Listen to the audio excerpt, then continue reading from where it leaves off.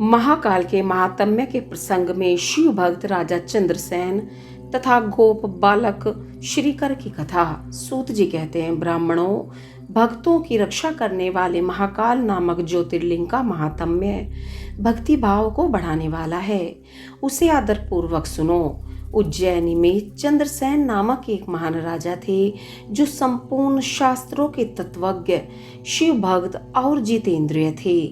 शिव के पार्षदों में प्रधान तथा सर्वलोक वंदित मणिभद्र जी राजा चंद्रसेन के सखा हो गए थे। एक समय उन्होंने राजा पर प्रसन्न होकर उन्हें चिंतामणि नामक महामणि प्रदान की, जो कौस्तुभ मणि तथा सूर्य के समान देदीप्यमान थी। वे देखने, सुनने अथवा ध्यान करने पर भी मनुष्य को निश्चय ही मंगल प्रदान करती थी।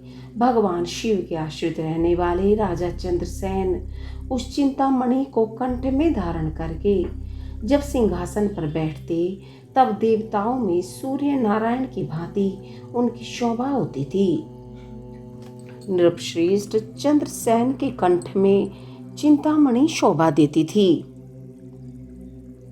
यह सुनकर समस्त राजाओं के मन में उस मणि के प्रति लोभ की मात्रा बढ़ गई और वे क्षुब्ध रहने लगे। तदंतर वे सब राजा चतुरंगिनी सेना के साथ आकर युद्ध में चंद्रसेन को जीतने के लिए उद्यत हो गए। वे सब परस्पर मिल गए थे और उसके साथ बहुत से सैनिक थे। उन्होंने आपस में संकेत और सलाह करके आक्रमण किया और उज्जैनी के चारों द्वारों को घेर लिया। अपनी पुरी को संपूर्ण राजाओं द्वारा घिरी हुई देख राजा चंद्रसेन उन्हीं भगवान महाकालेश्वर की शरण में गए और मन को संदेह रहित करके दृढ़ निश्चय के साथ उपवास पूर्वक दिन रात अनन्य भाव से महाकाल की आराधना करने लगे। उन्हीं दिनों उस श्रेष्ठ नगर में कोई ग्वालिन रहती थी, जिसके एकमात्र पुत्र था।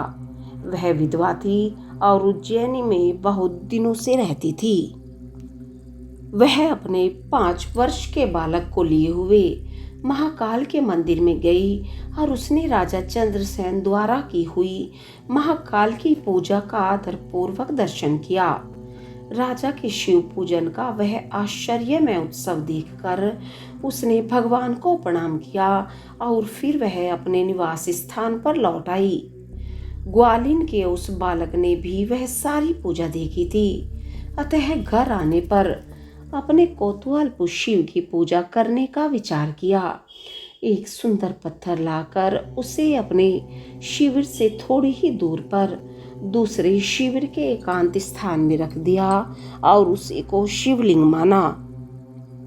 फिर उसने भक्ति पूर्वक कृत्रिम गंध, अलंकार, वस्त्र, धूप, दीप और अक्षत आदि द्रव्य जुटाकर उनके द्वारा पूजन करके मनः कल्पित दिव्य नैवेद्य भी अर्पित किया। सुंदर सुंदर पत्तों और फूलों से बारंबार पूजन करके भांति भांति से नृत्य किया और बारंबार भगवान के चरणों में मस्तक झुकाया। इसी समय ग्वालिन ने भगवान शिव में आसक्त चित हुए अपने पुत्र को बड़े प्यार से भोजन के लिए बुलाया, परंतु उसका मन तो भगवान शिव की पूजा में लगा हुआ था। अतः जब बारंबार बुलाने पर भी उस बालक को भोजन करने की इच्छा नहीं हुई, तब उसकी माँ स्वयं उसके पास गई और उसे शिव के आगे आंख बंद करके ध्यान लगाए बैठा देख उसका हाथ पकड़कर खींचने लगी। इतने पर भी जब वह न उठा, तब उसने क्रोध में आकर उसे खूब पीटा। खींचने और मारने पीटने पर भी जब उसका पुत्र नहीं आया, तब उसने वह शिवलिंग उठाकर दूर फेंक दिया और उस पर चढ़ाई हुई सारी पूजा सामग्री नष्ट कर दी। यह देख बालक हाय हाय करके रो उठा।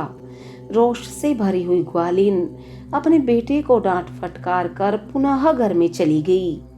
भगवान शिव की पूजा को माता के द्वारा नष्ट की गई देख वह बालक देव देव महादेव की पुकार करते हुए सहसा मूर्छित होकर गिर पड़ा।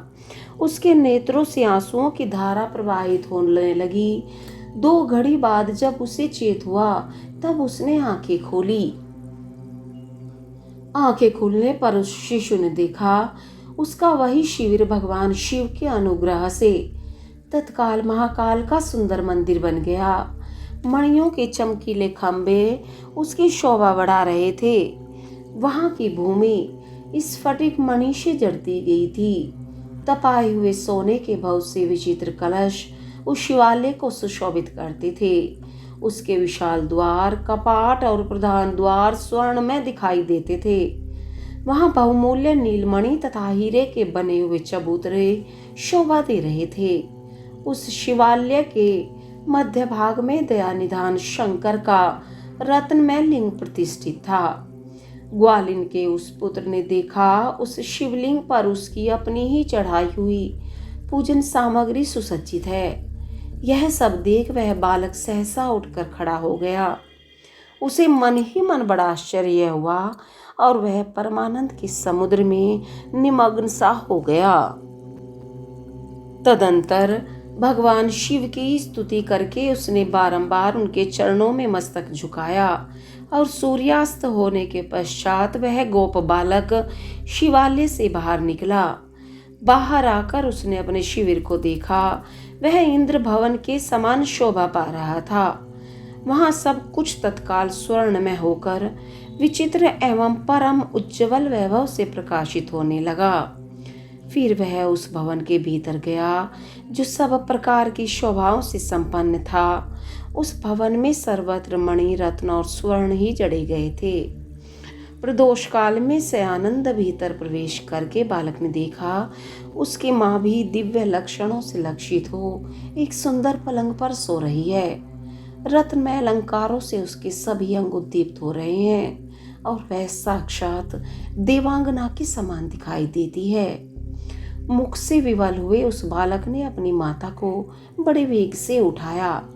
वह भगवान शिव की कृपा पात्र हो चुकी थी। ग्वालिन ने उठकर देखा सब कुछ अपूर्व सा हो गया था। उसने महान आनंद में निमग्न हो अपने बेटे को छाती से लगा लिया।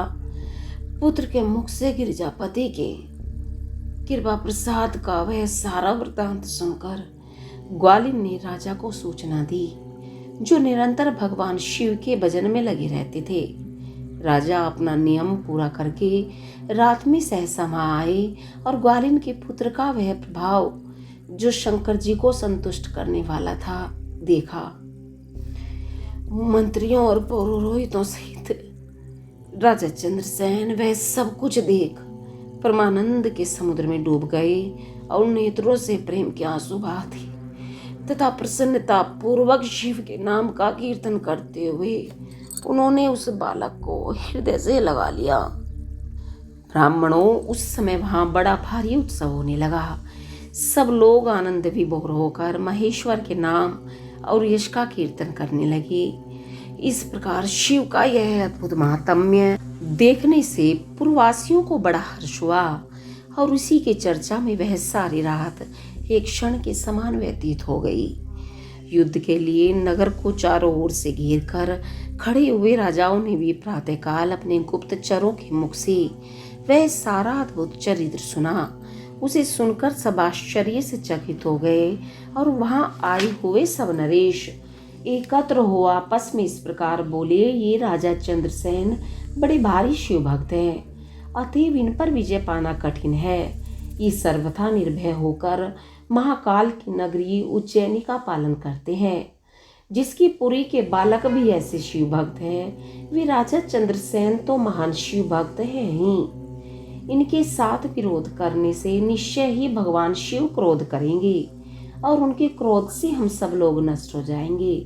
अतः इन नरेश के साथ हमें मेल मिलाप ही कर लेना चाहिए। ऐसा होने पर महेश्वर हम पर बड़ी कृपा करेंगे।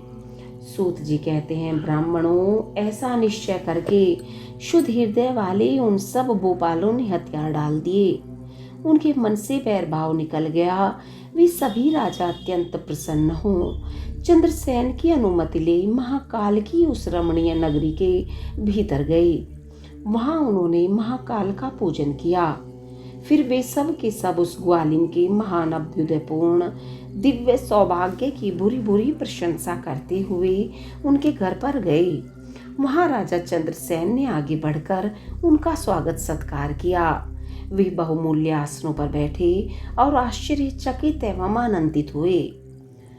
गोप बालक के ऊपर कृपा करने के लिए स्वतः प्रकट हुए शिवालय और शिवलिंग का दर्शन करके उन सब राजाओं ने अपनी उत्तम बुद्धि भगवान शिव के चिंतन में लगाई। तदंतर उन सारे नरेशों ने भगवान शिव की कृपा प्राप्त करने के लिए उस गोप शिशु को बहुत सी वस्तुएं प्रसन्नता पूर्वक भेंट की। संपूर्ण जनपदों में जो बहुसंख्यक गोप रहते हैं उन सब का राजा उन्होंने उस बालक को बना दिया। इसी समय समस्त देवताओं से पूजित परम तेजस्वी वानर राज हनुमान जी वहां प्रकट हुए। उनके आते ही सब राजा बड़े वेग से उठकर खड़े हो गए। उन सब ने भक्ति भाव से विनम्र होकर उन्हें मस्तक झुकाया।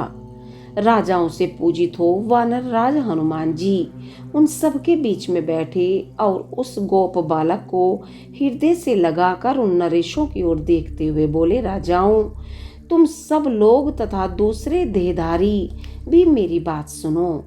इससे तुम लोगों का भला होगा। भगवान शिव के सिवा देहधारियों के लिए दूसरी कोई गति नहीं है। यह बड़े सौभाग्य की बात है कि फिर इस गोप बालक ने शिव की पूजा का दर्शन करके उससे प्रेरणा ली और बिना मंत्र के भी शिव का पूजन करके उन्हें पा लिया। गोप वंश की कीर्ति बढ़ाने वाला यह बालक भगवान शंकर का श्रेष्ठ भक्त है। इस लोक में संपूर्ण भोगों का उपभोग करके अंत में यह मोक्ष प्राप्त कर लेगा।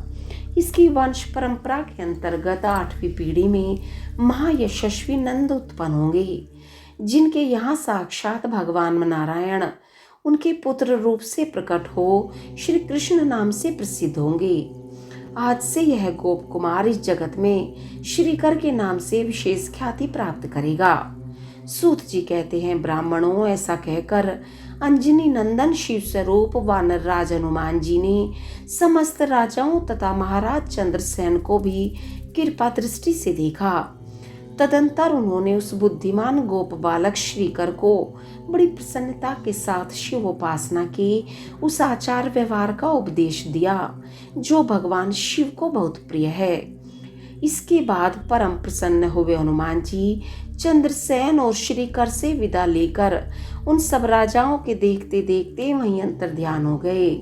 वे सब राजा हर्ष में भरकर सम्मानित हो महाराज चंद्रसेन की आज्ञा ले जैसे आए थे वैसे ही लौट गए। महातेजस्वी श्रीकर भी हनुमान जी का उपदेश पाकर धर्मज्ञ ब्राह्मणों के साथ शंकर जी की उपासना करने लगा।